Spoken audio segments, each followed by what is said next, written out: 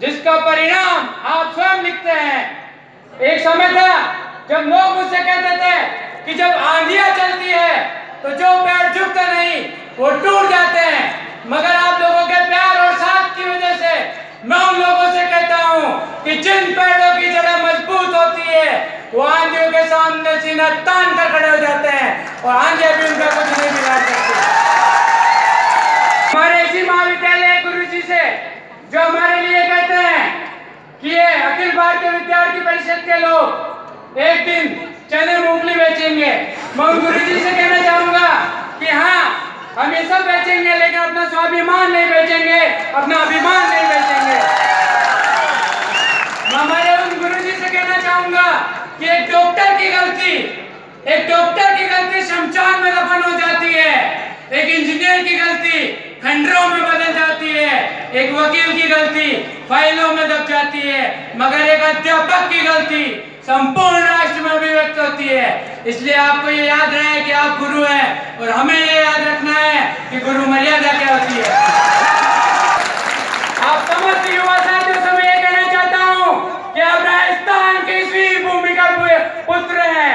आप लोगों को पता है कि राजस्थान की वीर भूमि है, यह इतिहास तलवारों के दम पर लिखा जाता था और आज हमें इतिहास अपनी कलम के दम पर लिखना है और बता देना है कि हम कौन हैं। आप लोगों के इस महाविद्यालय से एक नए युग का आरंभ करना है, अपनी मान मर्यादा प्रतिष्ठा को उसके चरम उत्थान तक ले जाना है और बता देना है प्यार शहर को कि इतिहास लिखना और बदलना हम जानते हैं। सर्प की पुकार है जिंदगी, सिंह की हुकार है जिंदगी, जिससे ना दिले कलेजा सदा विश्व का वो बेकार है जिंदगी। सवाल आपकी समस्याओं के समाधान का सवाल आपकी समस्याओं के समाधान का तो मैं आपको बता दूं कि अखिल भारतीय विद्यार्थी परिषद आपकी समस्याओं के समाधान के लिए हमेशा तत्पर रहेगी। और रहा सवाल इस प्रशासन का, अगर ये प्रशासन आपकी बात नहीं सुनता है, पैरों की तरह तमाशा देखता रहता है, तो आपको बता दूं कि पैरों को सुनाने के लिए धमाके की आवश्यकता होती है।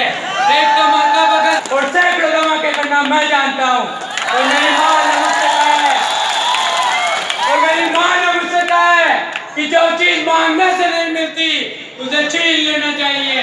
लड़ना और मारना जानता हूँ, विद्यार्थी हितों के लिए बात करना चाहता हूँ, जन कल्याण की बात करना चाहता हूँ। और आज सवाल मेरा तो मैं आपको बता दूं कि इस देश के 1.25 करोड़ लोग गंगा में अपने पापों को धोने के लिए जाते हैं और गंगा को धोने के लिए जो खड़ा जाए उसे आज फुलवारी कहते हैं।